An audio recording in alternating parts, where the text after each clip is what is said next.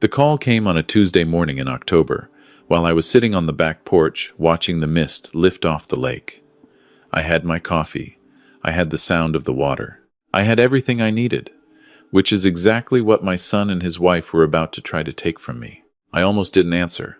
I saw my son's name on the screen and I thought, good, he's calling to check in, maybe ask about Thanksgiving. So I picked up and said his name the way fathers do, warm, unhurried, glad to hear from him. He didn't even say good morning. Dad, listen, Renee and I have been talking, and we've made a decision. We're moving in with you. We'll be there by the end of the month. You've got 4 bedrooms sitting empty, and frankly, it doesn't make sense for you to be rattling around in that big house alone. Renee's already looking at which room will be the master for us. Sophie can have the one with the lake view. Oh, and Renee wants you to clear out Carol's studio. She's going to use it for her home business. We'll be there in about 3 weeks, so start making room. He hung up before I said a single word. I sat there holding the phone, watching a heron land on the far dock. The lake was perfectly still. The coffee had gone cold without my noticing. I want you to understand something before I go any further. That house, 4 acres of lakefront property outside of Cooperstown, New York, is not just real estate. My wife Carol and I broke ground on it in 1997. We spent 7 summers building it, arguing over window placements and porch widths and whether the kitchen should face east or west. She wanted east, so it caught the morning light. I built the bookshelves in the study myself, shelf by shelf, because she liked the smell of pine. She died 3 years ago in the bedroom we shared for 21 years in that house, and the studio my daughter-in-law had just casually declared she was taking over still had Carol's last half-finished painting on the easel. I had not moved it. I was not ready to move it, and I was certainly not going to let Renee move it. Here is what I also want you to understand. I could have called my son back, right then, and said no. 2 letters, 1 syllable. Done. But I had learned something in 64 years that I don't think my son's wife had learned in 35. Telling an entitled person no simply resets the clock. It doesn't end anything. If I had said no, Renee would have spent the next 6 months running a campaign. She would have called my son's aunts, his cousins, his college friends. She would have framed me as the difficult old man pushing away his own family. She would have used my granddaughter Sophie like a chess piece, restricting visits until I complied. I had watched her do it before, not to me, but to my son's older sister, and to Renee's own mother, who now spent holidays alone in a condo in Boca Raton. No was not going to be enough. Renee needed to show herself, and I was going to make sure she had every opportunity to do exactly that. I poured out the cold coffee and went inside to make a phone call of my own. His name is Gerald Whitmore, and he has been my attorney since 1989. We went to the same church for 15 years, fished the same river every April, and he handled my wife's estate without charging me a single additional hour when the process took longer than expected. When I told him what my son had said, Gerald was quiet for a moment. "You want to fight it?" he asked. "I want to finish it," I said, permanently, once and for all. We talked for an hour. By the end of that call, we had the beginning of a plan. The first thing I did was contact a property management company I had worked with twice before on a rental property I no longer owned. I told them I needed to rent the main guest suite, the largest bedroom on the 2nd floor, the one with the private bathroom and the sitting area for a minimum of 30 days, beginning November 1st. Short-term rental, legitimate lease, signed paperwork. They found me a tenant within 4 days. A retired schoolteacher from Connecticut named Mrs. Hollis, who wanted somewhere quiet and scenic to spend a month while her own home underwent repairs. She was 67, soft-spoken, and came with 2 cardigan sweaters and a box of crossword puzzles. She was perfect. The second thing I did was have Gerald begin the paperwork to transfer the property into a revocable living trust, with specific language about permitted occupancy. I was the sole trustee. The trust document was thorough and airtight, and spelled out in plain English that no individual could claim residency or occupancy rights without written consent from the trustee. Gerald filed it with the county. It was done before the end of the week. The third thing I did was call my son back. "I've been thinking about what you said," I told him, which was true. I had been thinking about nothing else. You know what? Come on. Come visit. Come spend some time. I'd love to see Sophie. He sounded relieved in a way that told me the call had been harder for him than he let on. My son is not a bad man. He has never been a bad man. He is a man who married a woman with a force of personality he has spent 12 years learning to navigate, and somewhere in those 12 years he forgot that he was allowed to push back. Renee is really excited, he said. I'll bet she is, I thought. Come for the weekend first, I said. Get a feel for it. We'll have dinner, catch up properly. He agreed. They would come in 2 weeks, not 3. Renee apparently wanted to see the space before finalizing her moving timeline. Of course she did. In those 2 weeks, I did not sit idle. I walked through my house the way a stage director walks through a theater before a performance. I thought about what Renee would see, what she would want, and what she would do when she didn't get it. I had met my daughter-in-law at her wedding to my son 12 years ago, and I had spent the years since then learning her the way you learn weather patterns, not because you like them, but because you need to know when to bring in the boats. Renee was a woman who treated every room she entered as a room she was about to redecorate. She had an eye for value, real estate value, resale value, the kind of value you converted into money. She had grown up in a family that moved often, always chasing slightly better circumstances, and somewhere in that childhood she had decided that owning beautiful things in beautiful spaces was the safest possible proof that she had arrived somewhere worth staying. I did not begrudge her that ambition entirely, but my house was not her proof of anything. I spent 3 evenings carefully packing Carol's most fragile pieces from the studio. Her small pottery collection, her early watercolors, the photographs from our first years together. I moved them to the locked storage room at the back of the garage, which had a deadbolt and which I kept the only key to. I left the studio otherwise intact, including the unfinished painting on the easel. But I covered the easel with a drop cloth because the painting was mine to look at or not look at, and I did not want Renee's eyes on it. I removed the spare house keys from the lockbox beside the front door and replaced them with keys to the garden shed. I had a quiet conversation with Mrs. Hollis before she arrived, explaining that I had family visiting who might not be aware of her rental arrangement, and asked if she would be willing to simply present her lease agreement if anyone questioned her presence. She smiled at me over her crossword puzzle and said, "Honey, I raised 4 teenagers. I can handle a little awkward." The Friday they arrived, it was already dark by the time their car came up the drive. I watched the headlights sweep across the porch from the front window, and I felt something settle in my chest. Not anger, not nervousness, just the steady, quiet patience of a man who has already done all the work and is now simply waiting for events to unfold. I went to the door and opened it before they knocked. My son hugged me the way he does, too brief, slightly stiff, the way men hug when they haven't figured out how to be easy with each other anymore. I held on a second longer than he expected, and I felt him relax a little. Sophie ran past both of us straight to the kitchen, because she remembered I kept the good cookies in the blue tin, and I loved her for that unreservedly. My daughter-in-law walked in behind them and stopped in the entrance hall the way people stop when they're doing math in their head. Her eyes went to the ceiling, to the staircase, to the archway leading to the great room with the lake view. I watched her calculate. "Martin," she said, which is what she called me. Never Dad, never anything warmer. "It's even bigger than I remembered." "It photographs small," I said, which was not true, and we both knew it. I had made dinner, a real one-pot roast, the way Carol used to, with the small potatoes and the rosemary and the good bread from the bakery in town. Sophie ate 2 helpings and told me about her soccer team. My son talked about his job, a project he was managing that was giving him trouble. For a while, over that table, it felt almost like what it used to be. Then Renee said she wanted the tour. She walked through my house the way an assessor walks through a property. She opened closets. She commented on square footage. She stood in Carol's studio for longer than she stood anywhere else, and when she came back out, she said, "This room gets incredible afternoon light. It would make an excellent office." "It's a studio," I said. "For now," she said, and smiled.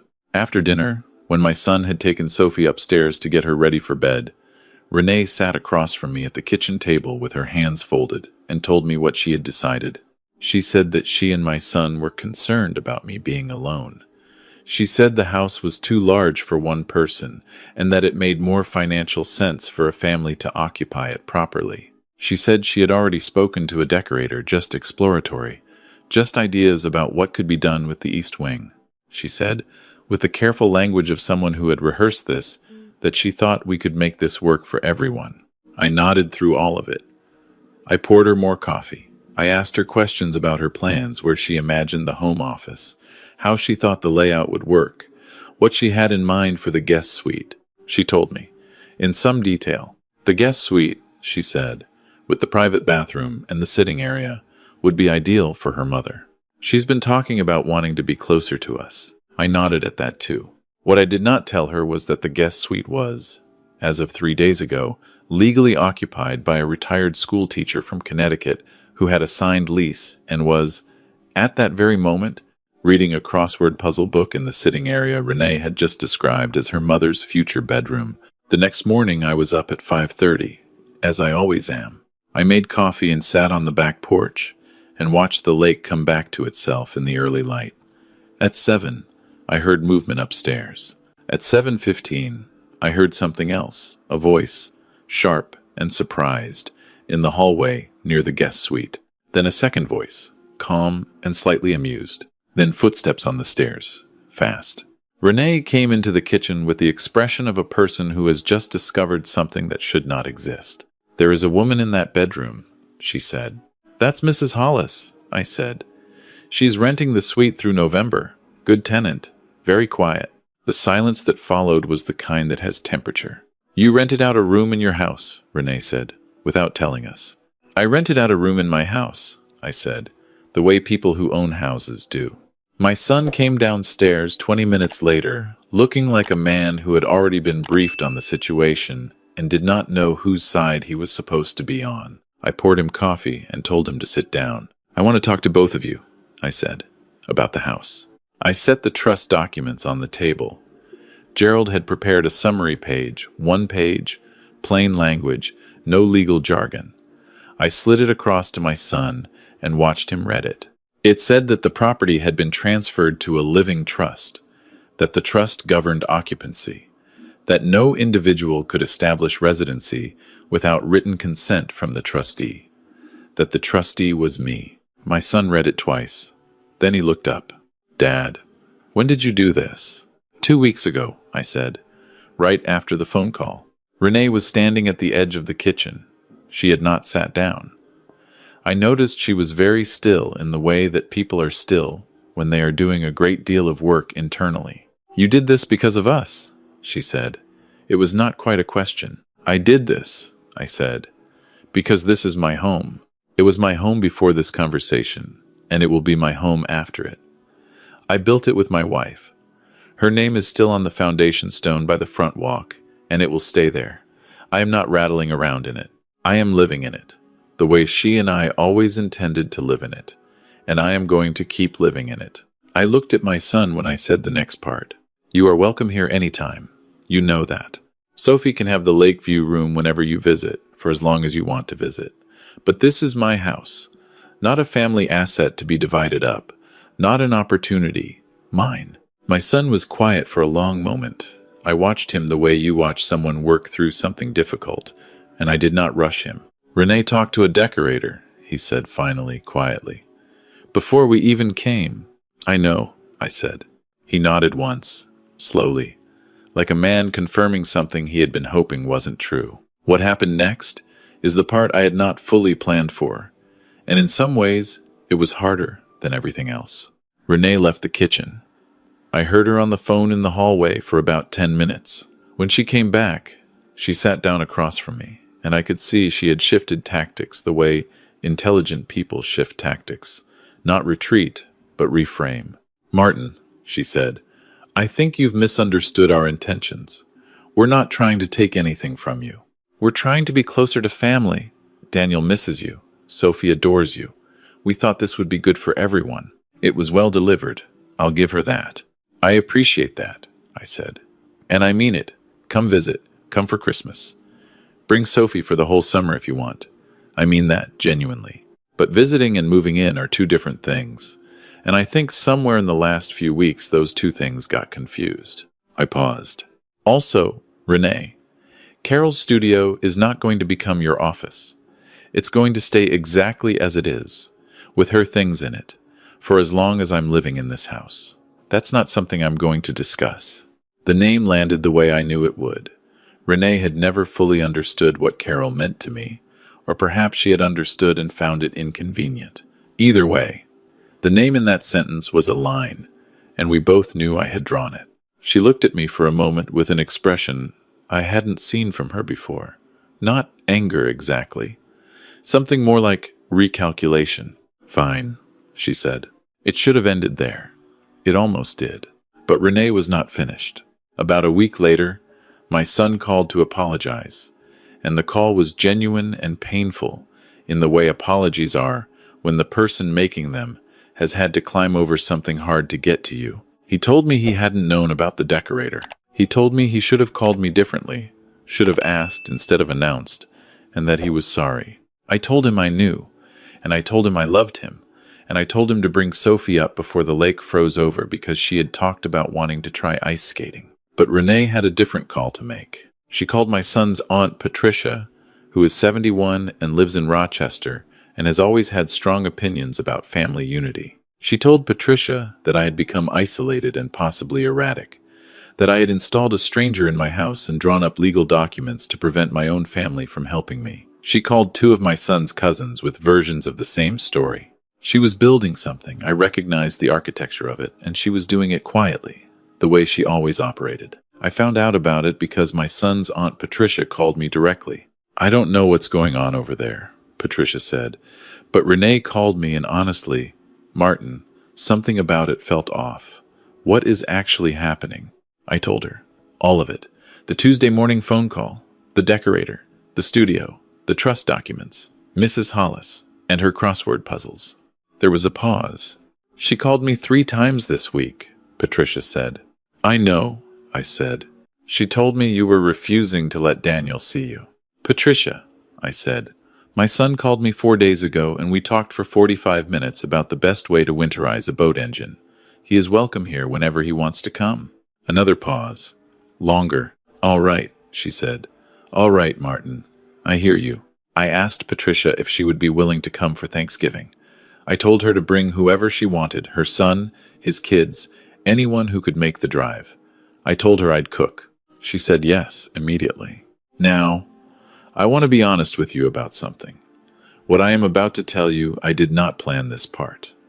What happened at Thanksgiving was not a trap I set. It was a consequence that arrived on its own, the way consequences do when you have been patient enough to let them. Renee had not expected the table to be full. She and my son arrived the Wednesday before Thanksgiving, and I could see from the driveway that she had not anticipated Patricia's car, or the minivan belonging to my son's cousin Rick, or the unfamiliar sedan that turned out to belong to Rick's mother-in-law, who was in town for the holiday, and whom Patricia had brought along because the woman had nowhere else to go.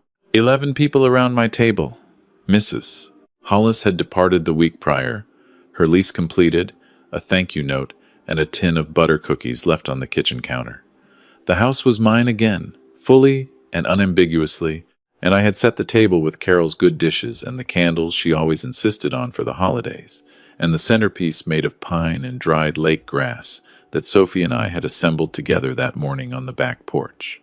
While my granddaughter explained the entire plot of a book she was reading, Renee walked into that house, and I watched her understand that the audience she had been quietly assembling against me was currently sitting in my dining room, waiting to eat my turkey. Dinner was what Thanksgiving should be, loud and warm and slightly chaotic, with Rick's kids trying to teach Sophie a card game she was too young for, and Patricia telling a story about my wife from 40 years ago that made me laugh and ache at the same time. My son sat next to me and helped me with the gravy the way Carol used to let him help when he was 10 years old, standing on a step stool so he could reach the stove. At some point during the meal, Patricia said to Renee casually in front of everyone, "Martin tells me you all had some confusion about the living situation here.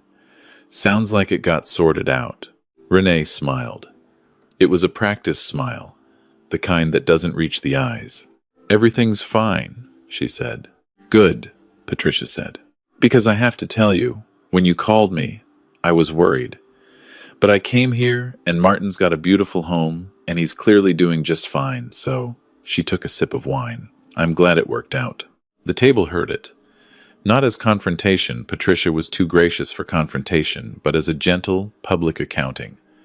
A version of events offered without fanfare. I watched my son's cousin Rick look at Renee with a new kind of attention. The subtle shift of someone who has just received new information and is quietly updating their prior conclusions. Renee said nothing else of significance for the rest of the evening. After dinner, when the kids had moved to the living room and the dishes were being cleared, my son found me on the back porch. It was cold. The lake was going still and dark the way it does in late November, the last of the light sitting low in copper on the far shore. He stood beside me for a while without talking. She called Aunt Patricia, he said eventually. Yes, I said. She called Rick's mom too. And Joanne. He named 2 more relatives. She was trying to build a case. I know. He was quiet. The cold moved across the porch. I didn't know she did that, he said. Or I knew something was happening. I should have asked more questions. You're asking them now, I said. He leaned against the porch railing and looked at the lake, and I looked at him. My son at 38, still carrying in his face traces of the boy who used to fall asleep in the truck on the way home from fishing, cheek pressed to the window, tackle box rattling at his feet. She really wanted this house, he said. It was not a question. Yes, I said. I think I knew that, he said. I think I told myself it was about being closer to family. But I think I knew. I didn't say anything to that. Some things a man needs to say out loud just to hear himself say them, and the best thing you can do is simply witness it.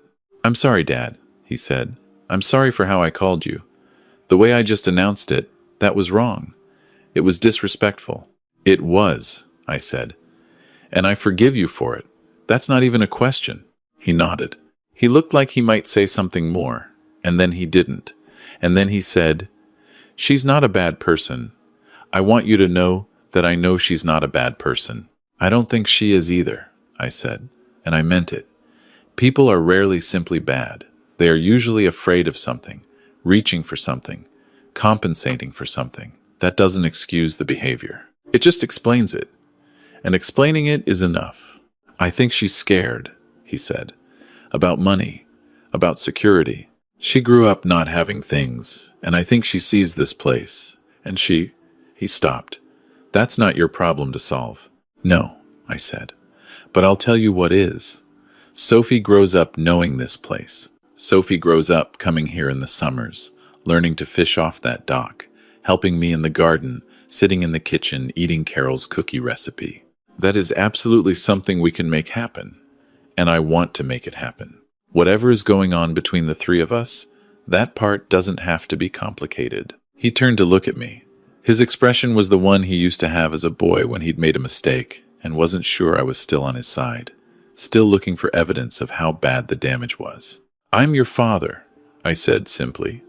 That's not something that comes with conditions. He cleared his throat and looked back at the lake. Inside, I could hear Patricia laughing at something Rick had said, and the clatter of Sophie winning whatever card game she'd been taught, announcing her victory at a volume only children can sustain without apology. 3 months have gone by since that Thanksgiving. Renee and I have not become close. I don't expect that we will, but my son calls more often now, not the dutiful monthly check-in, but actual calls. The kind where we run out of things to say and keep talking anyway. Sophie came for a week in February, and we skated on the edge of the lake, where it freezes reliably by the 2nd week of the month, and she told me she wanted to learn to paint. I took the drop cloth off Carol's easel that afternoon. The unfinished painting was still there, a study in light on water, the lake in late summer, all that gold and green. I set a new canvas next to it and showed my granddaughter how to hold a brush. The studio is still a studio. The key to the storage room is still on my keyring. The trust documents are still filed with the county. Mrs. Hollis sent a Christmas card with a note that said she'd loved the stay and the crossword puzzles, and would I mind if she came back in the spring. I wrote back and said the guest suite would be ready. Here's the thing about a home that took a lifetime to build. It carries the weight of all the love that was put into it. You can feel it when you walk through it in the quiet hours, before the rest of the world is awake, when the light is coming off the lake and the pine floors are warm under your feet, and the bookshelves your wife asked for are full of her books, still marked with her handwriting in the margins. You do not protect something like that by raising your voice. You do not protect it by arguing, or explaining yourself, or begging to be understood. You protect it by knowing its value more completely than anyone who wants to take it from you. You protect it by being patient. You protect it by being, when the moment calls for it, 2 steps ahead. And when your granddaughter asks why there's a painting that's not finished, you tell her the truth. Some things aren't meant to be finished. Some things are just meant to be loved exactly as they are. The lake is thawing now. By April, the heron will be back. I'll have my coffee on the back porch and watch the mist come up off the water, and I'll be exactly where I am supposed to be, right here, in my own house,